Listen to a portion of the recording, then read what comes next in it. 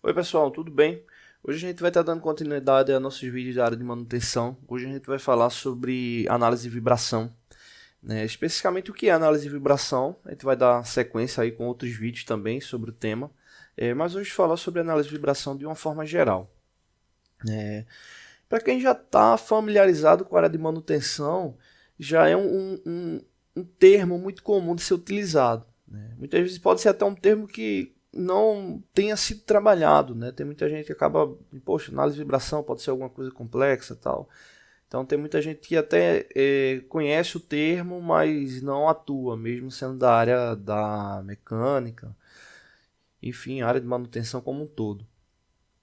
Mas ela de fato não é um aspecto complexo da mecânica, um aspecto que se deve ter cuidado, né? Então é uma área que ainda necessita de muitos profissionais, né? Principalmente a área de manutenção preditiva como um todo. Bom, a análise de vibração em equipamentos mecânicos ele visa a análise, né, de ruídos ou de frequências, né, frequências sistemáticas, né, que venham a acontecer em conjuntos mecânicos que estejam em atuação constante, né. Exemplo, esse elemento aqui da figura, ele aparenta a gente ter uma bomba, né, um motor acoplado à bomba, né. Então aí a gente tem bomba, acoplamento e motor, né? Então, o que acontece? Quando esse equipamento ele entra em uso, entra em funcionamento, ele vai ter um ruído, né? Esse ruído ele vai gerar, né, vibração ao mecanismo, né? Então, é comum que os mecanismos eles tenham, né, um certo nível de vibração, ou seja, tem um certo nível de frequência, né? Então, isso aí é o primeiro ponto, é esse, né? Comum que tenha, né? Quanto menor, melhor, porque você vai estar levando em consideração o aspecto de balanceamento geométrico dos itens que fazem parte do mecanismo, mas é comum que tenham. E é justamente essa relação de se ter uma vibração específica que faz a análise de vibração possível, né? Que se eles não se ele tivessem vibração oscilante ou um nível de vibração muito pequeno, né, difícil de detectar pelos sensores, né, também iria dificultar o processo de análise de vibração. Então, basicamente, esse tipo de análise ele leva em consideração essas frequências, né? Exemplo, quando um equipamento como esse entra em pleno funcionamento e ele está de fato alinhado, está projetado corretamente, ele vai ter um padrão de vibração que vai levar em consideração esses aspectos, né? Exemplo, esse conjunto ele tem acoplamento, esse acoplamento a gente vai ter na sequência aí rolamentos, parafusos, alinhamento, são todos elementos que podem prejudicar o funcionamento do conjunto como um todo se eles estiverem com algum problema. Folga, mal montado, desalinhado. Então, cada um desses componentes eles podem ocasionar problemas ao mecanismo ou até mais de um, né, tiver envolvido, né, você tiver uma série de fatores. Então, o que acontece? A análise de vibração ela leva em consideração se tem um padrão e, com base nesse padrão, analisar a variação que vem a ocorrer com o passar do tempo ou com uma nova instalação, né, quando já se tem um padrão. Então, com essa oscilação, você vai ter justamente frequências diferentes apresentadas, né? Não é que essas frequências aqui que eu esteja marcando que elas estejam erradas, né? Elas podem ser o padrão, né? Mas com mau funcionamento, essas frequências aí elas vão ter oscilação. Então, assim como exemplo, estou aqui falando para vocês, essa minha fala ela vai estar gerando uma frequência, né? Vocês podem estar observando aí, né, o programa que está gravando a fala, você pode ver que para cada aspecto que eu falo, você vai ter uma frequência diferente, né? Se eu ficar em silêncio, ela não vai ter nenhuma propagação de onda.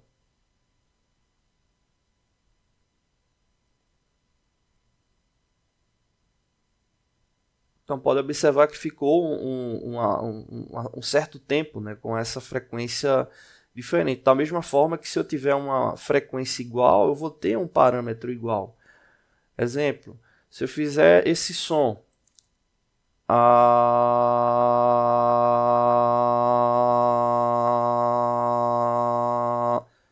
observa que a frequência ela foi se mantendo, né? Então, a análise de vibração ela toma como base esse ciclo, né? Então, poder ter parâmetros para identificar falhas, enrolamentos, acoplamentos, desalinhamentos, folga de parafuso, entre outros, né? É uma das características da análise de vibração, né? Onde os transdutores, né, os sensores, eles vão dar esse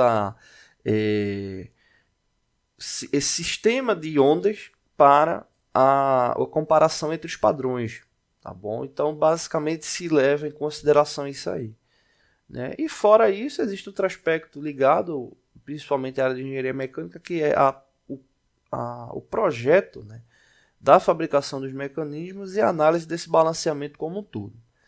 Então, a análise de vibração ela está muito constante na área de manutenção, porque ela leva em consideração todos esses aspectos. Então, quando, por exemplo, um rolamento está começando a apresentar falha, a frequência que é emitida por ele já vai começar a ter uma oscilação. Então, você já pode estar identificando lá que é uma falha no rolamento, né? Você diz, poxa, mas como é que eu vou estar identificando que é uma falha no rolamento só pela análise de vibração? É comum as empresas que fornecem os analisadores de vibração já terem bancos de dados, né, com características de vibração de determinados componentes, né? Então, é comum já fazer a identificação pelo tipo de vibração qual o elemento que está apresentando falha. Então, isso não é nenhuma mágica, não. Tá bom? A gente vai estar falando outros vídeos, vai estar fazendo outros vídeos sobre esse tema aí. Bom, não deixe de se inscrever no canal, toda semana tem vídeos novos. Oi pessoal, tudo bem? Hoje a gente vai estar iniciando o nosso ciclo de vídeos na parte de CNC. Hoje vou fazer uma introdução geral, né, e depois tratar os tópicos específicos, né. A gente não vai focar muito nessa parte de histórico do CNC, porque é uma coisa que, para quem já é da área de fabricação mecânica, é uma coisa que é bem repetitivo, né? Então, se tiver interesse, pode dar uma pesquisada na internet aí sobre o início dessa tecnologia, né? E o seu desenvolvimento como um todo, né? A gente aqui vai estar focando mesmo nessa parte do CNC, que significa comando numérico computadorizado voltado para fabricação mecânica.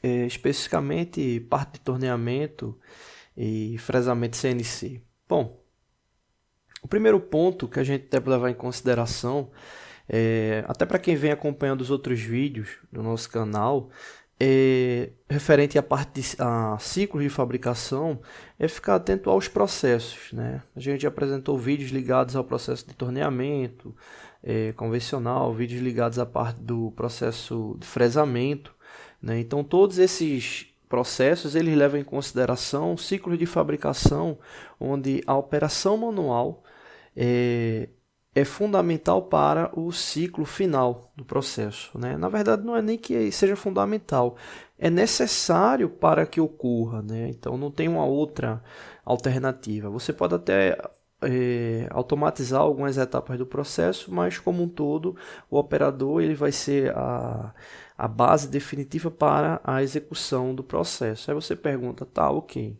A fresagem e torneamento e outros processos, né, como um todo, na parte de fabricação convencional, precisam do operador. Os equipamentos que atuam com essa tecnologia CNC não precisam do operador? Precisam, mas eles levam em consideração um ciclo de programação prévio para a execução, né? Então, o operador ele não vai ter contato direto com o ciclo fabril no que diz respeito à manipulação dos eixos principais e eixo ávari do mecanismo, né? Ele vai estar muito ligado à questão da programação, parâmetros de corte, né? Dados de entradas de corte para a fabricação. E isso é interessante porque Essa área, normalmente, ela é dividida, né? Tem a parte de programação e a parte de operação. Nesses outros que eu falei, a parte da operação, ela pode ser também dividida por níveis, né? Desde pessoas que atuam com operação mais básica, né, até pessoas da área de ferramentaria que trabalham com vários desses ciclos, né, de fabricação, ou seja, fazem diferentes planejamentos de execução para a fabricação. Inclusive também pode ter ciclos de usinagem CNC para a fabricação de um produto final que envolva tanto CNC como fabricação convencional. Aí vai muito do planejamento do ciclo produtivo. Bom, o que é que esses programas CNC levam em consideração? Uma coisa que é bem interessante é que eles tomam como base códigos já estabelecidos, o qual esses códigos são parametrizados, né? Esse exemplo, esse que a gente tô mostrando aqui para vocês, ele está ligado ao comando da Siemens, né? Esse é um software gratuito que a Siemens disponibiliza, né? Que mostra a interface de um equipamento CNC. Então vocês podem observar aqui que tem uma série de códigos que vão ser utilizados para a fabricação, né? Ou seja, para demonstrar como aquele elemento final vai ser fabricado, né? Nesse caso aqui, simulando um torno CNC.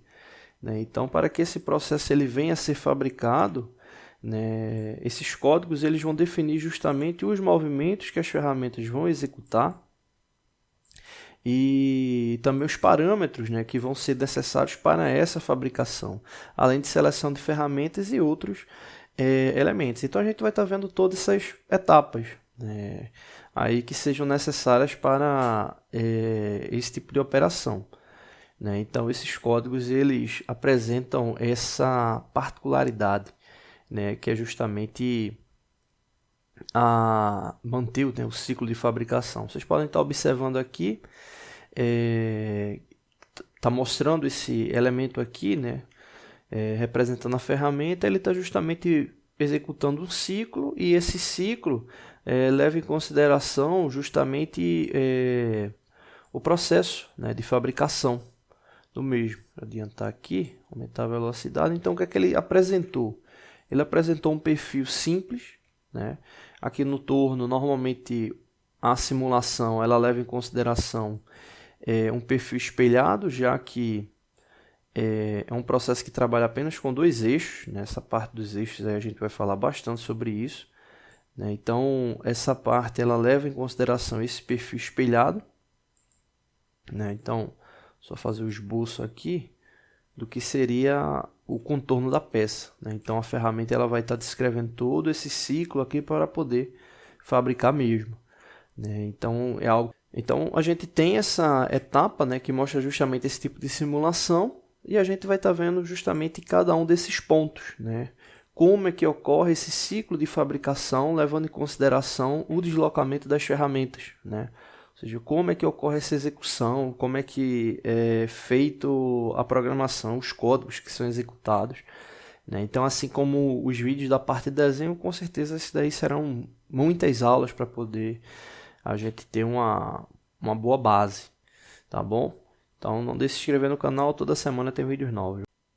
Oi pessoal, tudo bem? Hoje a gente vai estar começando uma série de vídeos sobre análise de custo produtivo.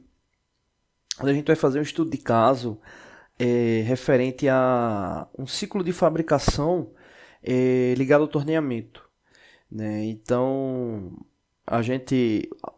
o processo em si ele não é o importante, né? Pode ser torneamento, extrusão, fundição, enfim.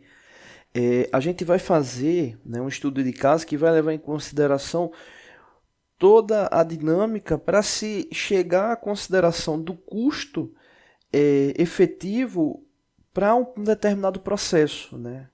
Ou seja, a separação de valores do que são custos diretos, do que são custos indiretos, né? Então, fiquem atentos que vai ser bem interessante, porque a gente vai levar em conta todos esses fatores, né?